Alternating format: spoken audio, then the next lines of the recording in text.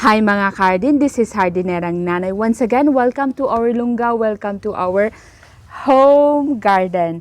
Welcome to our channel.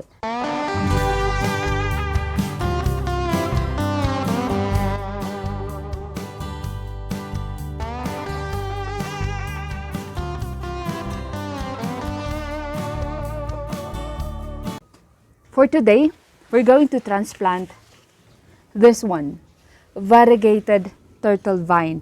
Pero bakit mas maraming green? Anong nangyari? Aalamin natin kung bakit naging green na lang siya. Kukunti na lang yung variegations niya. So, before we proceed, kung bago ka pa sa ating channel, mag-like, comment, and subscribe, and click the notification bell for more gardening tips and vlogs from Hardinerang Nanay. Hala! Okay? Kasi nung iniwan ko to doon sa full sun, kukunti pa lang siya, hindi ganito kakapal. Okay? Kukunti pa lang siya. And then mas maraming pink, mas maraming variegated. So ano kayang nangyari? Nung dinalaw ko siya kaninang umaga, mas marami na yung green. Okay, so I think we have to repot this one and then alamin natin kung bakit siya nagkaganito na mas marami na yung green kaysa doon sa variegations niya. Itong mga green, hindi na yan magtuturn ng pink. Kaya dapat ang gagawin natin ay tatanggalin natin yung green. Kung gusto natin na i-maintain niya yung pagkaka-pink niya. Parang ito din sa Portulaca tricolor na pag nag-turn siya ng green, tatanggalin natin yung green. Maiiwan yung variegation para ma-maintain yung variegated leaves, diba? We are so in love with variegated things. Variegated plants, I should say. Actually, yung mga variegations ng plants ay abnormality. Diba? So, we have to remove these green ones.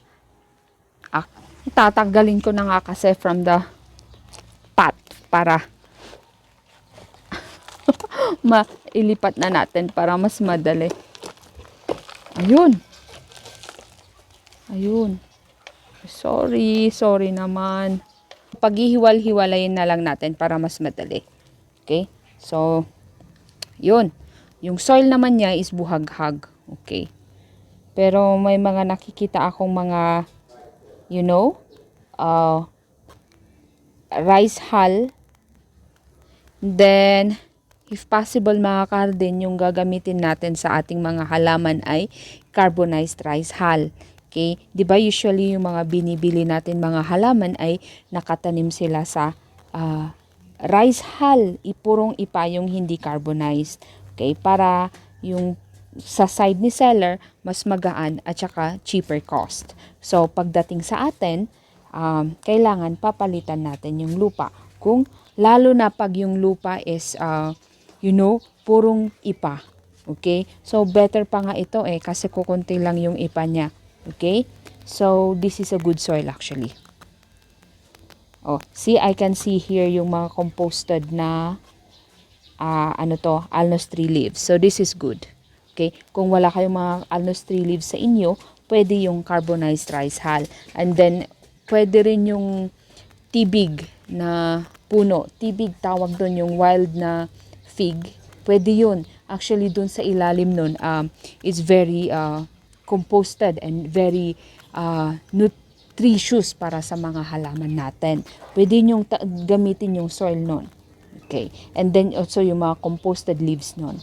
Alright, so, let's go. Transplant this one. Ayan na nga. Ayan. We really have to cut the green ones kasi para mas, oo nga naman, para mas marami yung variegations niya para ma-maintain. So, yung isang klase nito, yung hindi variegated, hayaan mo lang siya sa full sun, mabubuhay siya. Pwede rin naman indoors pero if possible near the window para hindi siya leggy, hindi siya naghahanap ng sunlight. Kasi itong mga turtle vine ay originally para sila sa ground cover. Okay. We really have to separate the ones with the pink and the ones with the pure green. Okay. The green goes there. The ones with the pink goes there.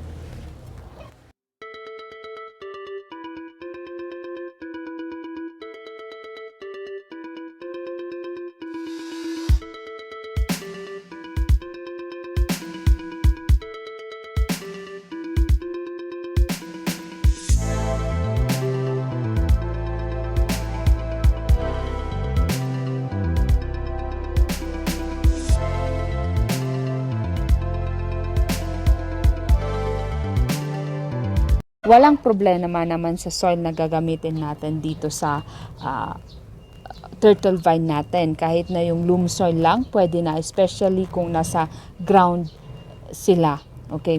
Pero since nasa paso sila, gagawin natin silang,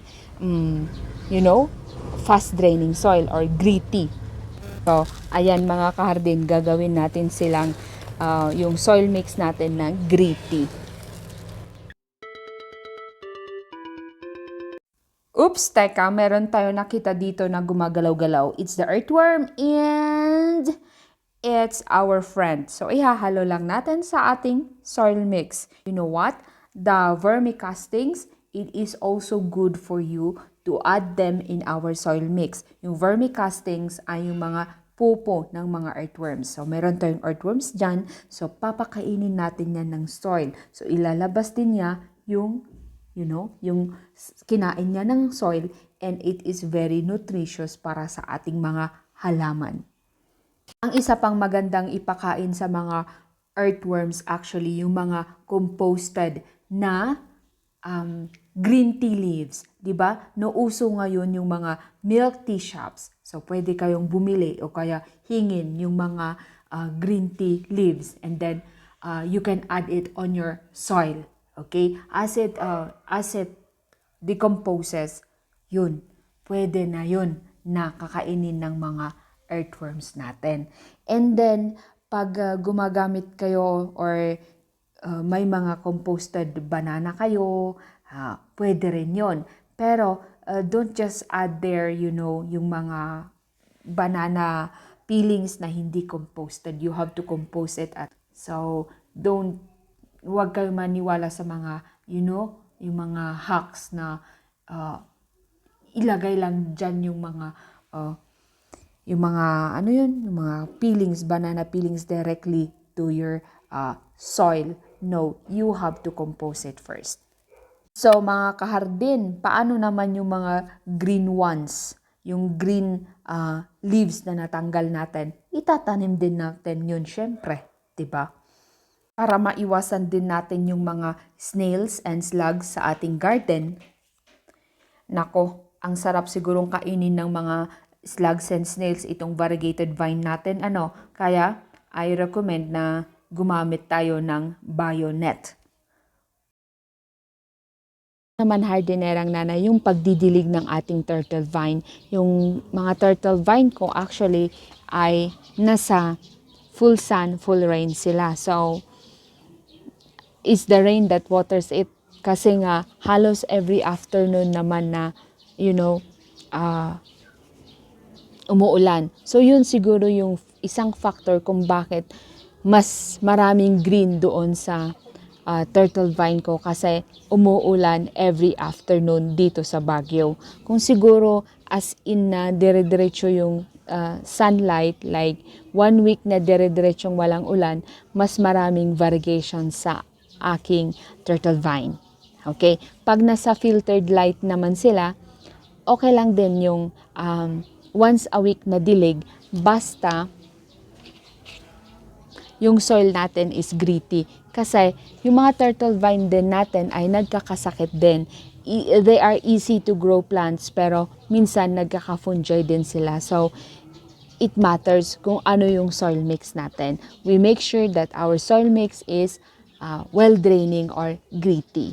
Yung mga nasa landscape, especially yung mga hindi variegated na turtle vine, diba? Nandyan lang sila sa lawn natin o sa garden natin. Nandun lang siya. Actually, pinapabayaan ko lang doon. And then, hindi ko siya dinidiligan actually. It's just the rain. Okay? Pero pag wala talagang ulan, dinidiligan ko naman once a week, 'di ba? So, that's it mga garden. Thank you for watching Asian TV Baguio.